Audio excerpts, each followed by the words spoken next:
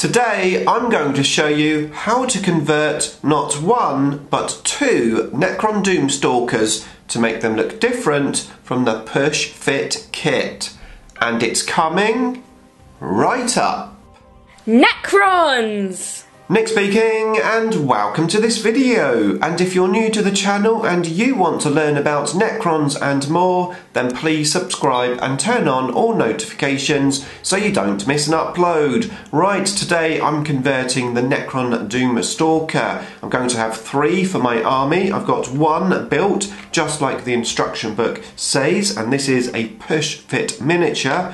And just like the Indomitus conversion videos that I did, I'm going to try to make my other 2 look different from this one. Should be a lot of fun, and I've got some pretty cool ideas, so let's do this. Okay, so here is a Doomstalker built just like the instruction book tells you to. I haven't actually fully glued this together so that I can take it apart for painting. However, I'm ready to build my other 2 stalkers, and I want them to all look different from each other. Now, if you'd seen my previous videos on the Reanimator conversions, I was talking about how a lot of the artwork for both of these miniatures seemed to depict the unit actually flying in the air, and that gave me inspiration for the conversion of the Reanimator. This is the conversion which I did. I've got him partially flying, and my idea was that when I got a 3rd Reanimator, I was going to have it fully flying in the air. However, I think 2 Reanimators is plenty at the moment with the rules that they have. But one day I will get a 3rd and I will make it fully flying. However, I'm going to take that inspiration into this guy here, and I'm going to make one half flying and then another one fully flying in the air. Now, one stipulation for me is, although I want it flying in the air, I also don't want it to be any taller than the original miniature. I want them to be all the same height. So we're going to use, well, repositioning of the legs as the main conversion point. However, I've got something else that I want to do to the top half of the body. There's not a great deal that you can do because it's fairly fixed into position, but I've got a little idea that I want to try.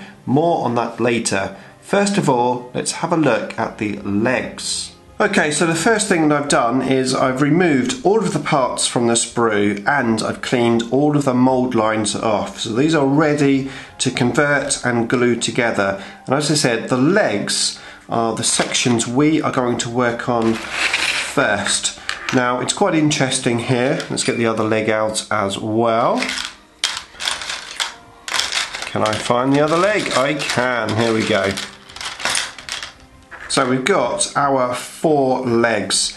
Now, this section here is obviously all one piece, and I think that's going to give us the most sturdy sort of support for having the model with 2 legs in the air. So these 2 are the legs that's going to go in the air. What I'm going to do, because I want the models to look different from each other, is I'm going to chop the terrain about on the base here just to give me a different look.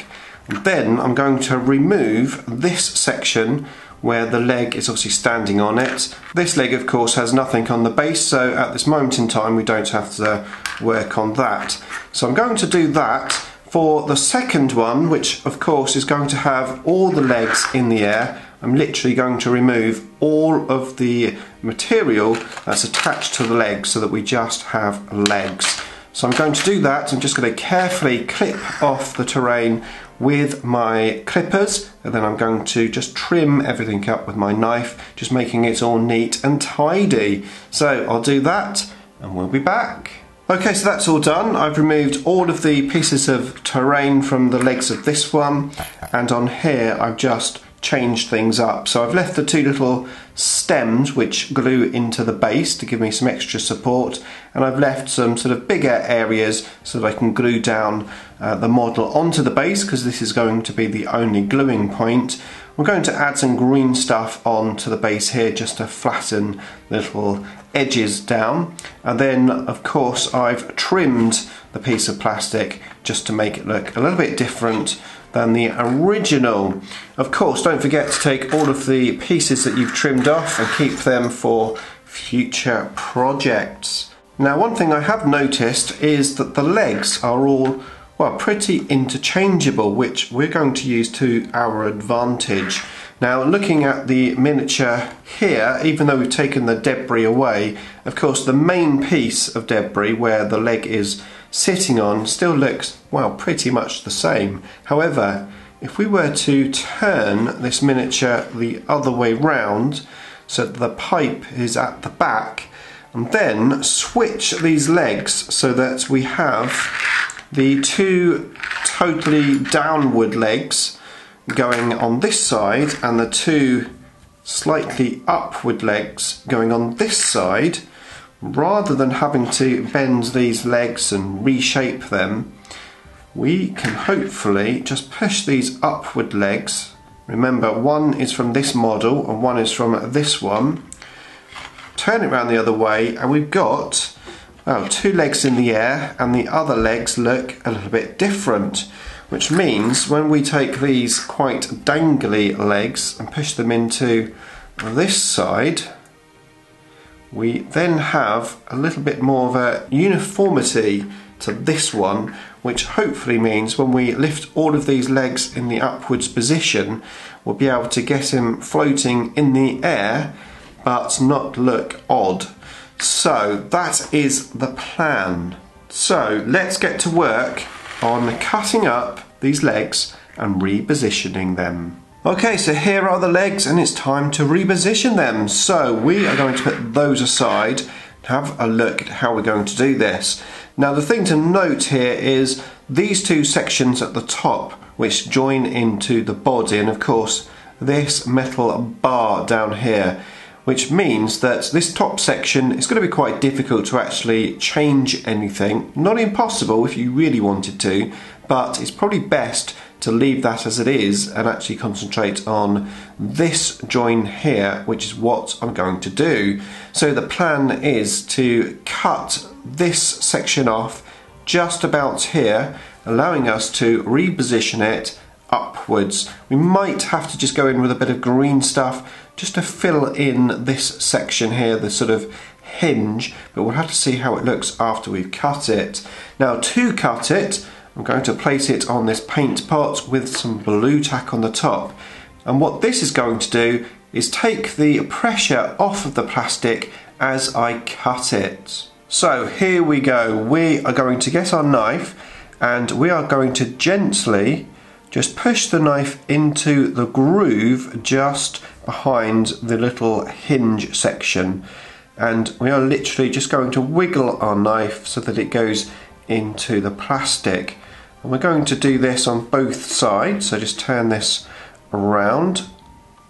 As I said, just take your time, there's no rush. Just push the knife in and let it work through the plastic. The blue tack is going to, like I said, just take the pressure off the plastic and also stop the knife going anywhere it shouldn't be going when it actually goes through the plastic. So just turn this around and just gradually work through this. There we go.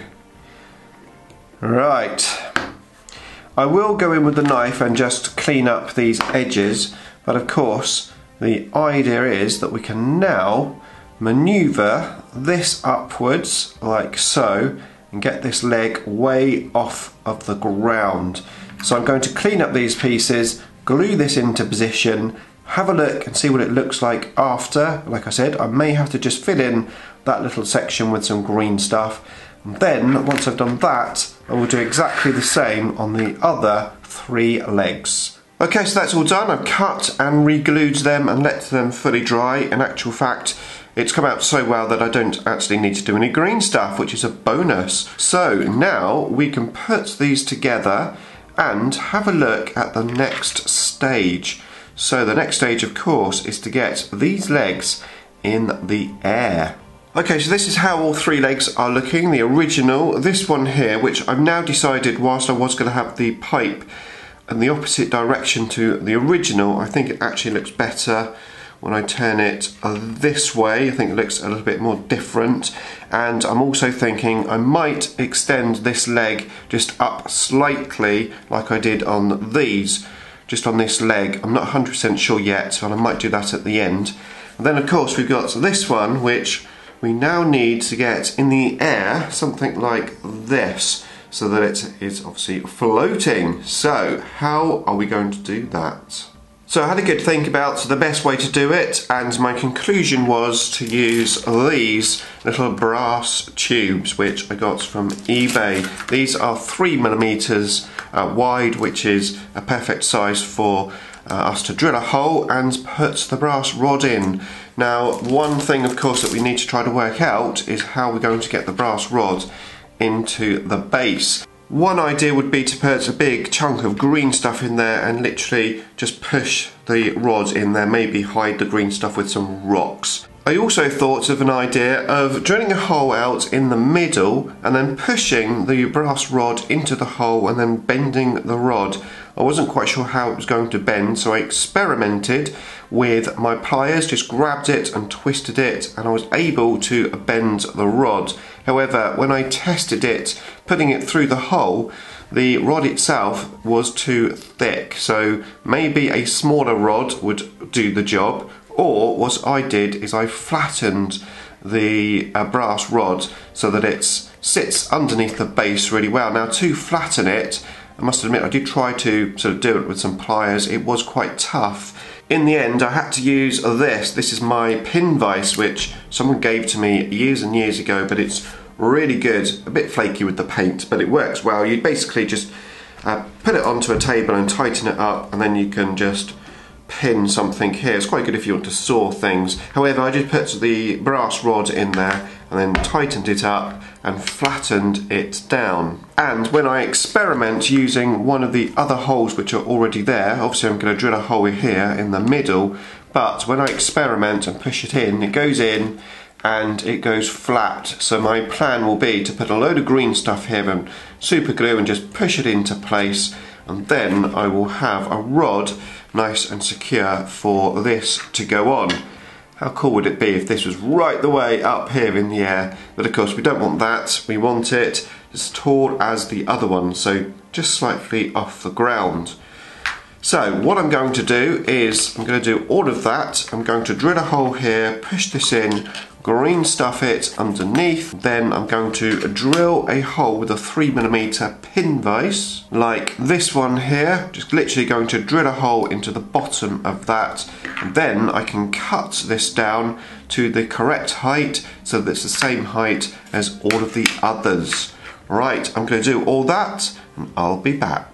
Okay, so that is all of the work done. So for reference, I haven't glued these side legs on. These are just loose, basically for painting purposes. So what I did is I went in and pushed in the rod. I put a load of green stuff just on the base here to get the rod into place, and then I came across a slight problem. The green stuff basically had warped the base slightly, so what I did is I got another brass rod, flattened it down, and then just super glued the brass rod onto the base so that it warped back into position, and now when it's on the ground it is perfectly flat. Of course, here I just drilled a hole out, I filled it with green stuff, and then I super glued the brass rod into the hole. It is the perfect height compared to the original model, but of course it's floating off of the ground. Now this is still all wet and drying, so I'm going to be very careful with this and just keep it aside, and we are going to move on to the next stage, which is the top half. Now, just for reference, I haven't glued this side section on or the shoulder pads, again for painting purposes, because there's a big orb here which you need to get to. Now, there's not a great deal that we can do here because it is all fixed into position. After all, it's a push-fit model. I had to look at the guns here to see if we could change them, because the claws on the reanimator we were able to change, but there's not a great deal that you can do here. The only real thing which I can think of which would make a difference is the head. Now, looking at the neck piece, it is actually angled, which is why this head is looking to the left. So I figured if we put this into position so that it's angled the other way to the right, which well, it's slightly different. However, of course, we've got 3 of these. So what can we do to change this further? I was thinking, how about we have an extended neck piece? So we could have one with a slightly longer neck and then maybe one with a, well, reasonably long neck. So how are we going to do that? Because I had a look on eBay, etc. Trying to get hold of just this neck piece was quite difficult. So I think the only option is to cast one ourselves. And that is what I've done. Bring in my little neck piece, which I've cast. Actually, I've cast 2 of them. So let's have a look at how I did that. Okay, so this is the piece that I want to cast, and I don't have a 3D printer. I don't have any material for casting with the exception of green stuff, so that's what I went for. So I rolled up some green stuff into a ball, and then I put some olive oil on the top, and I pushed this halfway into the green stuff, and then I put 2 little holes with a pen into the green stuff. They're going to be my guiding points. I then let that fully dry. Once it was fully dry, I then made another piece of green stuff up and I pushed it onto the top, again with some olive oil on the top to stop it from sticking. I then let that fully dry and then peeled it off. And we've got 2 little nodules where the green stuff has gone into the holes, which meant that I could easily line these 2 up. So once they were all fully dry, I then put some olive oil into the green stuff, made some green stuff up, pushed it into one side, got this, lined up the 2 holes, pushed it together, let that dry, and then the next day I took it apart and I was able to hook out the section, and I ended up with one of these, which I just cleaned up slightly just where the join was, but good enough for what we want to do. So my plan is to use the original one in the actual model itself because it's got quite a good joining point, but then I'm going to cut it off halfway and then extend it out using some of this green stuff neck, and then puts the original back onto the green stuff using super glue to do the joining. That should give me 2 of the actual joining points at the front and back, just like the original model is, but of course the head will be extended. I'm going to extend one slightly, I'm going to extend the one, well, quite a bit. So I'm going to do that and I'll be back. Okay, so that is those 2 all done. So I've got this guy looking to the right with an extended neck. This one's slightly extended and he's looking forward. So combined with the first one, which doesn't have the extended head, and looking to the left, I've got 3 different heads. Now also, don't forget that when we put this onto the model, we do actually have the ability to rotate this. It's not a huge amount because of the guns going down, but we can rotate it.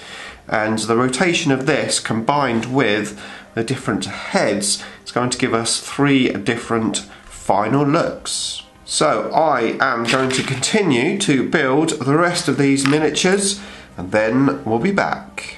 Okay, so there you go, all finished. I'm really happy how they're looking. In the end, the one on the left there, I didn't raise the front foot upwards anymore, which I did consider at one point. I didn't think it was needed. It's different enough. And of course, I've got the top sections there in place, and they're all rotated at different angles just to try and change the pose up a bit. And of course the extension of those neck pieces has helped as well. When I turn them on the side, you can clearly see they all look a little bit different. It's fairly subtle, but there is another difference. And the one on the right, of course, totally in the air, but the same height as the other 2. Really liking that one, and I am going to do a reanimator totally in the air as well, so I can have 3 reanimators, 3 Doomstalkers, all with different poses. I really hope you liked that. If you want to see me convert the reanimator, then here is that video just there, and here's the playlist